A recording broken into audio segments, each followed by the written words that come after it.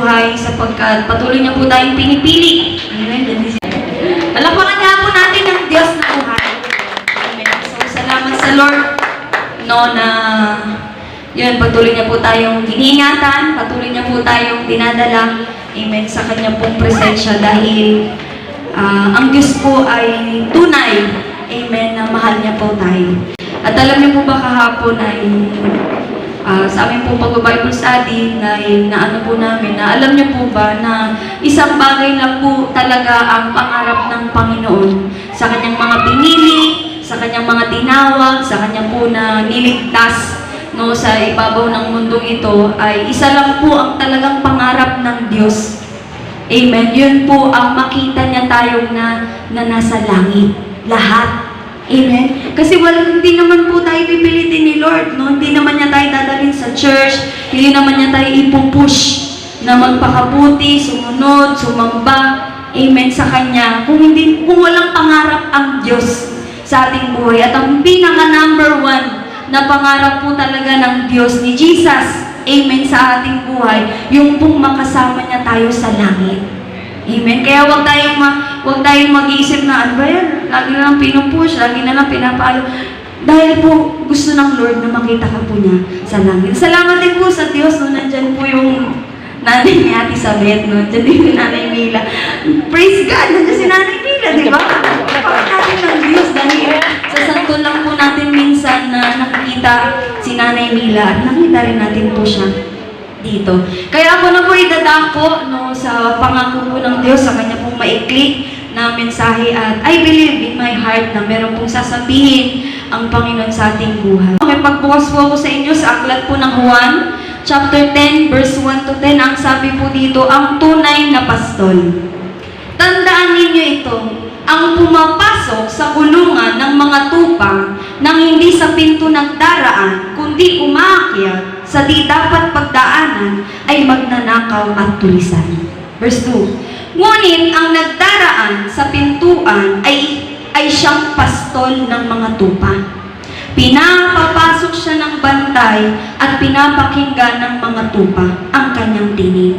Tinatawag niya ang kanyang mga tupa sa kanilang pangalan. At inilalabas sa kulungan. 4. Kapag nailabas na, siya'y namumuna sa kanila. At sumusunod naman ang mga ito, sapagkat kilala nila ang kanyang tinig. Verse 5. Hindi sila susunod sa iba, kundi tatakbong palayo, sapagkat hindi nila kilala ang tinig ng iba. Verse 6. Sinabi ni Jesus ang paglalarawang ito, ngunit hindi nila naunawaan ang ibig niyang sabihin. Verse 7. Si Jesus ang mabuting pastol. Kaya't muling sinabi ni Jesus, pakatandaan ninyo, ako ang pintuang dinaraanan ng mga tupa. 8. Ang mga nauna sa akin ay mga magnanakaw. Hello. At mga tulisan, ngunit hindi sila pinakinggan ng mga tupa. 9. Ako ang pintuan. Ang sino mang pumapasok sa pamamagitan ko'y maliligtas. Papasok siya't lalabas at makakatagpo ng pastulan. Verse 10. Dumarating ang magnanakaw para lamang magnakaw, pumatay at manira. Naparito ako upang ang mga tupa ay magkaroon ng buhay na masaganang lubos. Palakpakan nga po natin ang salita. Ang magbabasa po ng salita ng Diyos ng church. Makita po natin na ano po ang sinasabi ng salita po, ang mensahe ng Panginoon sa ating mga buhay, church. Na nakita po natin na nung pumasok si Jesus Christ sa loob, amen, ay, di ba, ano pong ginawa po ng mga tupa? Siya daw po, amen, ay nanguna dun sa mga nasa loob, dun sa mga tupa. Ganon din po sa ating mga buhay, church. Nais ng Panginoong Jesus na siya po ang manguna sa ating buhay. Bakit? Kasi po kung si Satanas ang hahayaan natin na manguna, ang dyablo po ang manguna sa ating buhay, maaari na pong sirain, maaari na pong wasakin, maaari na pong nakawin ang mga bagay na ibinigay ng Diyos sa ating mga buhay. Kaya napakabuti ng Panginoon kung bakit po nilagay dito na si Jesus ang tunay na pastor. At si Jesus din daw po ang mabuting pastor. Bakit po? Dahil nangangako ang Panginoon na kung siya ang hahayaan natin na manguna sa ating mga buhay, hindi niya po tayo ipapahamak. Hello? Bakit? Hindi niya po tayo ipapahamak.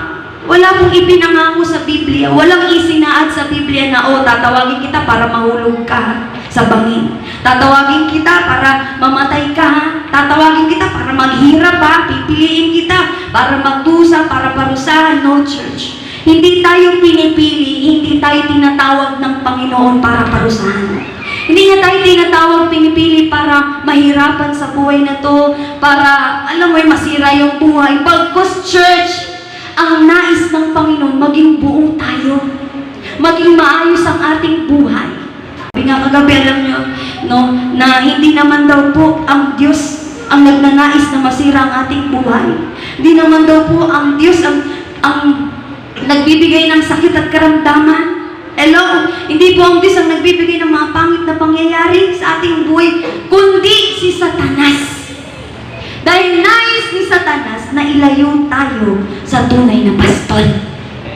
Nais ni Satanas, hello, church, na hindi natin makilala ang tunay na mabuting pastor. Kaya nga sabi po sa verse 9, di ba, sabi niya, papasok siya at lalabas. Yung mga tupa po, tayo po yun, tinawag ng Panginoon. Na kung hahayaan natin na ang Diyos ang mag-lead, ang Diyos ang manguna sa ating mga buhay, church, walang mapapahamak. Bagkos ang ibibigay pa ng Panginoon, hello, buhay at buhay na masaganang lubos. Amen. Alam niyo po ba, makwento ko lang po sa inyo, last Tuesday, dahil may mga bagay po ako nararamdaman, may bagay po ako ng mga naiisip, naaalala sa mga nakalipas pong mga panahon. Amen. Na to the point na parang nagagaraan talaga ako sa mga nangyari, nagaganap. Amen. Pero alam niyo po ba, sabi ko po, pagkapunta ko po ng CR, sabi ko, tsaka na ako magpe-pray. Gusto ko muna magbasa ng Biblia. Amen. Kasi may mga ano po, bakit ba nandadaya? Bakit ba nadadaya? Bakit ba may nanluloko? Bakit po ba may naninira? Bakit po ba may nawawala sa mga pinili, tinawag ng Panginoon? No, bakit? Kasi nga, yun nga po ang sabi ng Panginoon, John 10:10, dumating ang magnanakaw. Dumating si Satanas para magnakaw, para pumatay at manira.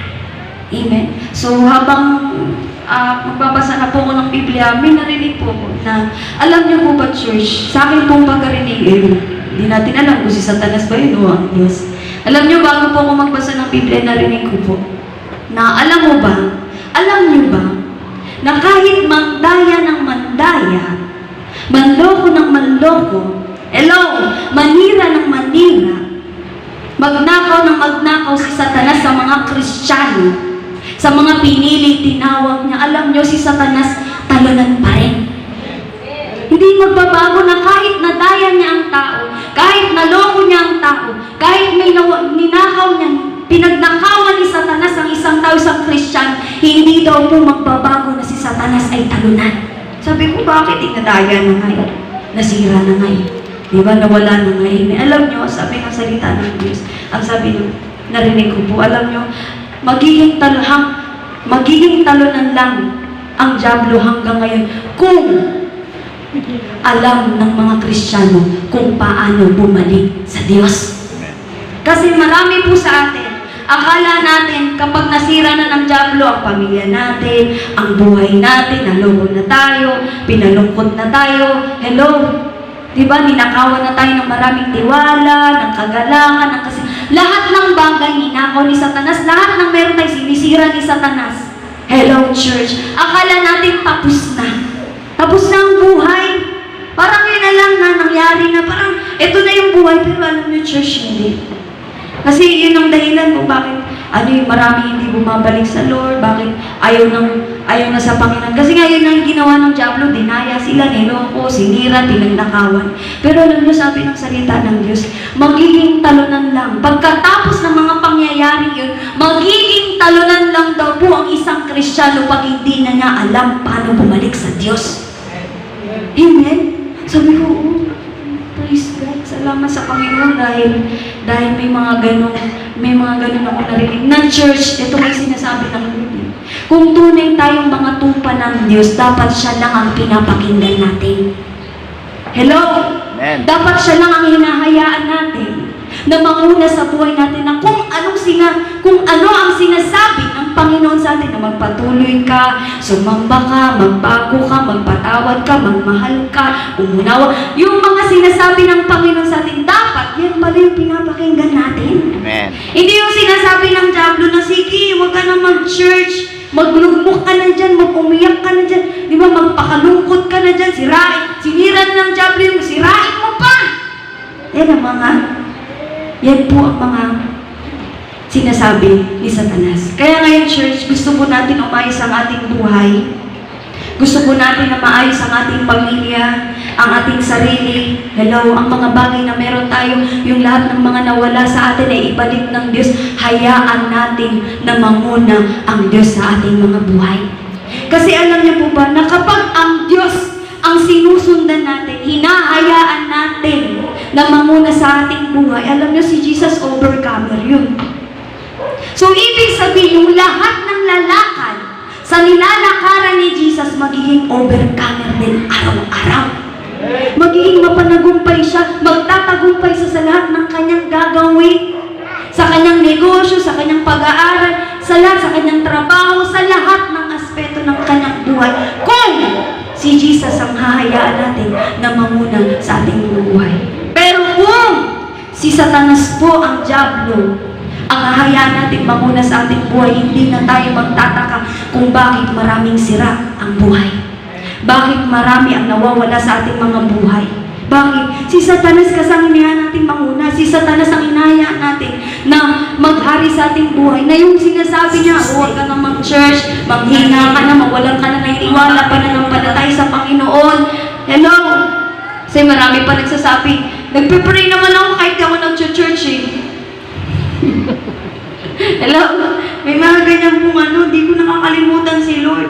Sabi ni Lord nga mag-church ka. Amen. Sabi nga rin po ni Brad June kagabi, huwag mo ipagpapalit yung great possession na natanggap mo sa Panginoon. Amen. Hello, ano ba yung great possession natin na natanggap sa Panginoon? Yung pananampalataya. Kaya huwag natin hahayaan na yung pananampalatayang ibinigay ng Diyos sa ating manakaw, maalis, mawala, na dapat nating pinaglalaban sa buhay na ito. Amen. So, salamat po sa Lord, no church. Ulitin ko po ano pong mensahe ng Lord sa ating mga buhay. Nahayaan po natin siya na manguna sa ating mga buhay para lahat ng mga mabubuting bagay ay dumating sa ating buhay. Yun yung totoong nakaparaday. Kasi si Jesus yung hinahaya mo manguna, ibig sabihin, yung dinaraanan ni Jesus, lahat yan, masagana lahat yan, mapapalat yan, kaayusan.